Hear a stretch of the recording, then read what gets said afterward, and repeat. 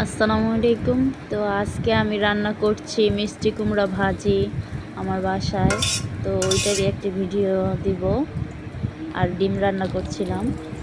তো আমি ডিম সিদ্ধ বসাই দিলাম, আর এক চুলায় কড়াই বসাই দিলাম। কড়াইটা গরম হওয়ার পর পেঁয়াজ কুচি দিয়ে দিলাম, তেল দিয়ে দিলাম।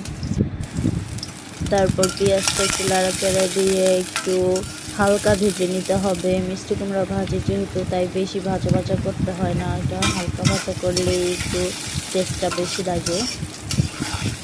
তারপর কাঁচামরিচ অ্যাড করে দিলাম, একটু লবণ দিয়ে দিব এখানে। তারপর মিষ্টি কুমড়াটা দিয়ে ভালোভাবে নেড়ে দিতে হবে।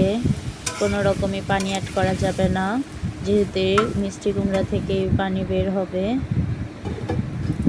তারপর ঢাকনা দিয়ে ঢেকে দিব। তারপর যখন হাফ সিদ্ধ হয়ে আসবে, তখন একটু সামান্য পরিমাণে স্বাদের জন্য চিনি অ্যাড করে দিতে হবে।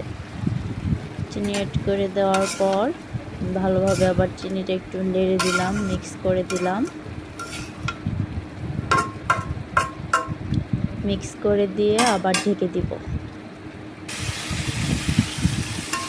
তো ঢেকে আবার কিছুক্ষণ পর উঠালাম, এখনও দেখা যাচ্ছে একটু পানি আছে, তাই আবার একটু নেড়ে চেড়ে পানিটা শুকানোর আগ পর্যন্ত রাখতে হবে। তো আমার মিষ্টি কুমড়া ভাজি হয়ে গেল।